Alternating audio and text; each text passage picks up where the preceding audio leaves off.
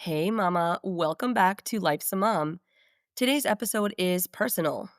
Sharing something that I never thought I would talk about publicly, but it has been such a huge part of my motherhood journey that it does deserve space. So, I want to tell you a little bit about my experience with Zoloft, the decision to start it, what it felt like, what I was afraid of, the side effects, and how it slowly helped me feel like me again. Because I know I'm not the only one who's had those silent struggles. The anxious thoughts, the overwhelm that just doesn't go away. The feeling of being stuck in your own mind while trying to show up for everybody else. I just want to clarify before anything, this is not medical advice. It is just my honest story. What it looked like when I finally said, I can't keep doing this alone, and how saying yes to support in the form of a little blue pill. And it was one of the bravest and most healing things that I have done as a mom. So if you've ever wondered if something is off, or if you're the only one who feels like this, or if medication makes you weak, because that's how I felt, I hope that this episode helps you feel less alone because you're not. You're not even close. Okay, so let's talk about the part that no one really prepares you for, the adjustment period. And holy crap, you guys, it is intense. Not to scare anybody, it's nothing so bad. But the good part about it is that the certain side effects in the adjustment period go away. So when I first started Zoloft, I didn't feel better overnight. I feel like some people are under the impression like it's a magic pill, and it's really not. In fact, for the first couple of weeks, I honestly questioned if I made the right decision. I felt a little foggy, a little more tired than usual, like I was taking naps during the day, and I'm never one to nap. And even had a few days where my anxiety, it spiked before it got better, which I later learned is actually super common. So, it's like your brain chemistry is figuring out how to balance again, and that takes time.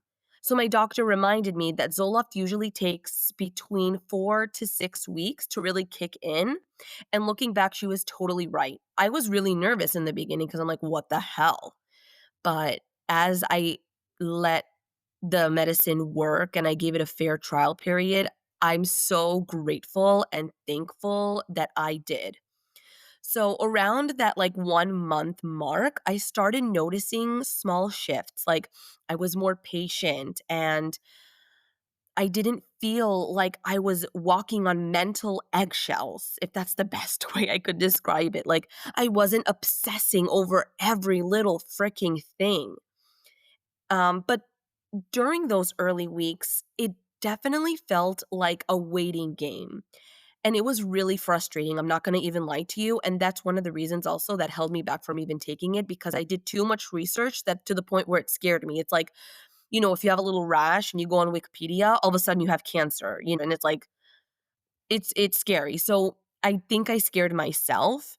And if I may add, I know I speak about her a lot, but my sister-in-law, Sarah, like she was the most supportive person, because she understood this, right? Like I feel like my husband, he didn't really understand. And from what I've realized after talking to many moms about this is that most men don't, right? And he had to learn about it with me because I didn't know much about it myself. But my sister in law was really my biggest cheerleader in all this. And she was the most supportive. She tried to help me through it despite the fact that I did not want to take the medication. I was so afraid. And she did not understand why. So hopefully, I know she's listening. This will probably give her some answers and also help any moms out there that are feeling the same way. Um, but I have to say, like, I kept wondering in the beginning period, like, shouldn't I feel better by now? Like, is this even going to work? Is this working at all? But I stuck with it because my therapist told me to, despite all the side effects that I had. And I have to tell you, at the end of the day, I'm so glad that I did. So the side effects for me were mild but noticeable. So mostly fatigue and a little nausea at first. Um and like a weird sense of like offness. Like I felt like everything was gray, like there was no color. That's the best way I could probably describe it to you guys. But that's hard to explain, like it's something really hard for me to explain. It just felt like everything was far, far away. But within a few weeks, it faded. And the benefits started outweighing everything else. So that was really nice. And I want to say this clearly.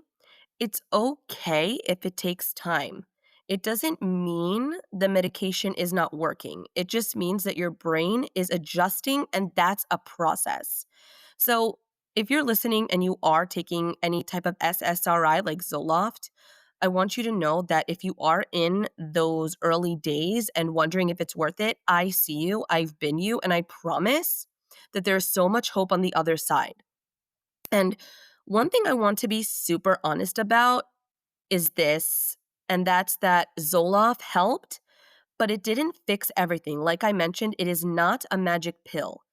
It definitely gave me space to work on things that felt impossible before, but the work still had to happen. So, like, I'm still going to therapy. I'm still using tools to help me cope with certain things?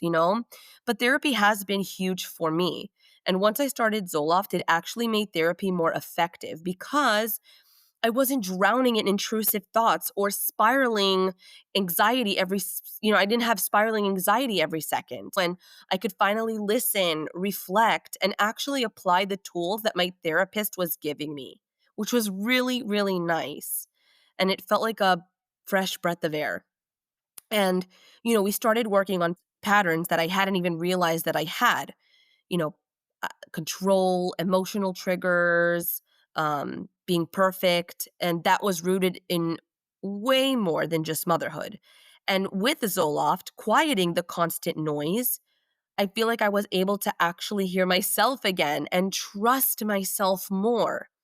I also started leaning on small but like powerful tools. So, like, let me give you some examples. This was a big one for me, and that's naming my emotions out loud instead of letting them simmer inside, or getting out of my head and into my body, even if it's just walking outside barefoot for 2 minutes.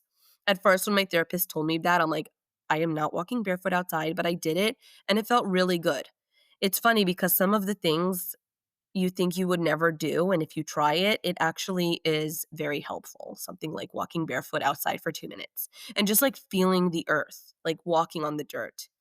I know that might sound weird to some of you guys, but it's something that helped me, so hopefully you can try it one day if you feel like that would help. But anyways, another big thing was using mantras when I started to spiral, like, "This thought is not a fact," or something like, "I am safe even if everything isn't perfect." And more than anything, I really started to give myself grace. Grace for needing help, grace for not feeling okay, grace for choosing medication and therapy and messy self compassion because motherhood is hard and healing isn't linear. So Zoloft did not erase who I was, it helped me find myself again. But what's kept me steady? It's been the tools, the work, the support, the willingness to show up for myself even when it felt uncomfortable.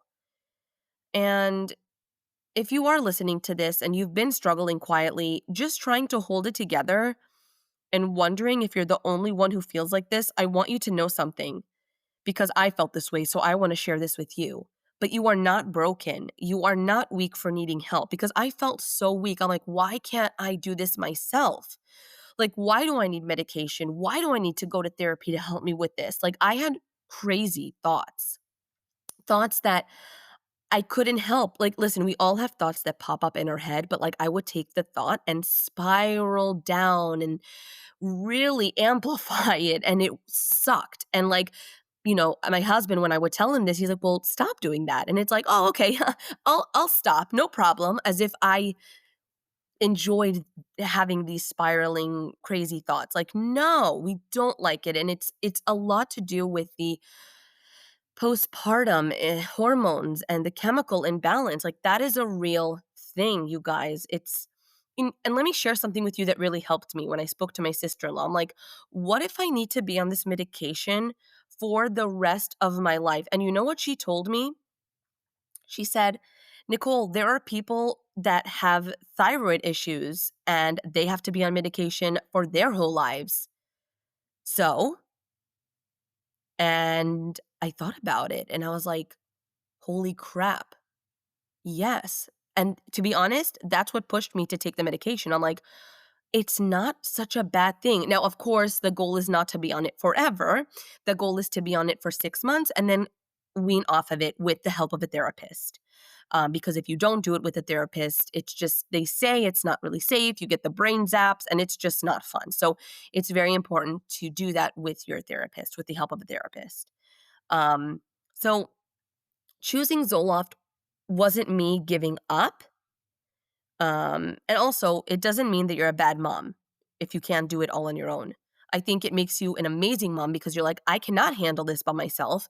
I am struggling and I'm going to do whatever I need to do to be better for myself and for my family. Um, but I have to say, like, people, when I took Zoloft in the beginning, I'm like, this is me giving up. But like, no, it's not. It was me finally saying that I deserve to feel okay and I deserve peace and I deserve to enjoy motherhood, not just survive it because that's not fun. You live one life and I want to enjoy it. I don't want to suffer and say, oh, but at least I'm not taking a pill. Like, good for you, clapping your hands. Do you think when everyone in the world goes to sleep or all your people in your circle, when they go to sleep, they're thinking, wow, Nicole, I'm gonna use me as an example. Nicole is handling it and surviving motherhood so well. Good for her for not taking medication. No, that is not the case. So sometimes we really take things and we think everyone's talking about us. And even if they are, who gives a F? Honestly, at the end of the day, you have to do what's best for yourself and you need to feel happy. And I spoke about this so many times on my podcast. But this is something that I feel so strongly about because I was on the other end saying, no, I don't want Zoloft. I don't want to give up. And boy, oh boy, I look back and I want to slap myself silly. And I'm sure my sister-in-law, Sarah, feels the same way. And maybe for you, like, sometimes support can mean taking the medication. Maybe it's therapy. Maybe it's texting a friend and saying, I'm not okay. Like, whatever it is, you deserve to ask for it, whatever it is. For me, the medication helped and the therapy helped, and talking to other moms about this and they opened up to me helped. Like, when I opened up about it, and like I spoke about this on the last episode about making mom friends, when I became vulnerable with other moms, they felt comfortable enough to open up to me and say, hey, well, I'm taking Prozac. And we started talking about it and how amazing it's been. It's like, holy shit, so many moms take it and many moms don't talk about it. And they don't have to talk about it. That's why I'm here. I want to talk about it because I want to be able to reach out to a mom who's probably struggling. And I want to let you know there's absolutely no shame in it. And there are many moms who struggle and don't talk about it. And I don't want you to feel lonely in this because it does suck. And listen, there is no gold medal for pushing through this alone. And there's so much strength in reaching out and speaking up and giving yourself permission to feel better. I feel like for me, I remember moving to Florida and I just felt so overwhelmed by everything that I realized I'm like, I'm depressed. And that's when I reached out to my sister-in-law. And she was like, I know. I've known for a very long time. So she saw it. And what I love about how she handled it is she didn't pressure me. She was just there and supported me. And I love my husband. He just didn't understand much about it. Now he does. But at the time, without Sarah, like, she was my light during the darkest times, especially because she's a mom too and she gets it. She has many mom friends and they probably have been through certain things. So she understood it and she saw it. And I thank her all the time, and she always tells me, like, "You don't have to thank me, blah, blah, blah, like, I love you and this and that," and I'm like, "But I do, feel like I owe her a lot because I don't think I would have taken the medication if it wasn't for her, if I'm being totally honest." Um, so again, if you are scared to explore this medication, I totally understand it. It could be scary because you have these thoughts of, like, what if I have to be on it all my life? And what if I get addicted to it? Which, by the way, it is not addicting. The only thing that could happen is you relapse and then you go back on it again and try again. But like my sister-in-law said, there are people that have to take certain medications the rest of their lives because they're born with something. So life goes on. What's so bad about that?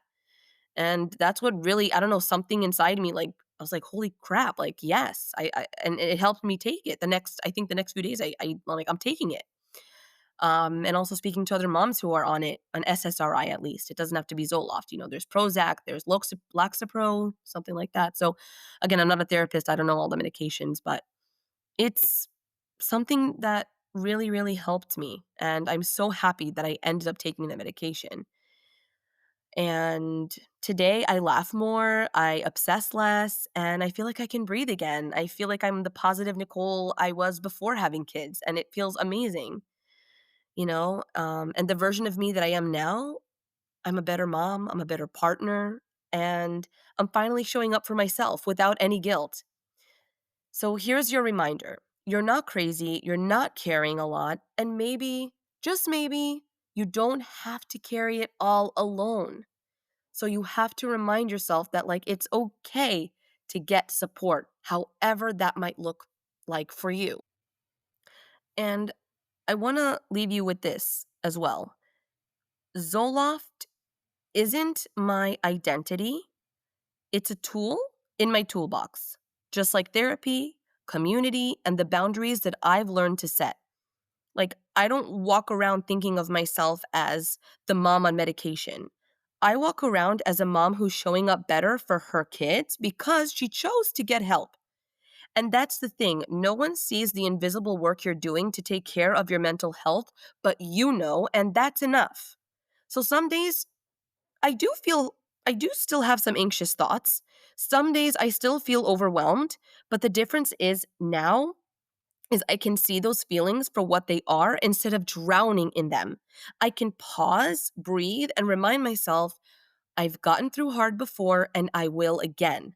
So that's why I think it got easier for me because just did it and I changed the way I think about taking medication or the way I get support. And here's something I didn't expect. Everyone around me has noticed. My husband, my friends, my family, they see that I'm lighter, happier, more present. And hearing them reflect that back to me has been such a gift. If I could go back in time, I wouldn't wait so long to start. I would have given myself permission sooner because every day I get to feel like this, calmer, more patient, and most importantly, more me. And it's a day I wish I'd had earlier in my motherhood journey. So, if you're in that place of wondering if you should try something, if you're scared or holding back because you're worried what it means, I just want to tell you I wish I had said yes to myself sooner. And I'm so glad that I finally did. And I want to thank you guys so much for listening today and for holding space with me on this one. If this episode resonated with you, or if you know another mama who needs to hear it, please feel free to share it with her. These are the conversations that remind us that we're not alone. I'm so grateful for this community and for every single one of you tuning in week after week. Sending you love, strength, and deep breaths. And I'll see you next time on Life's a Mom.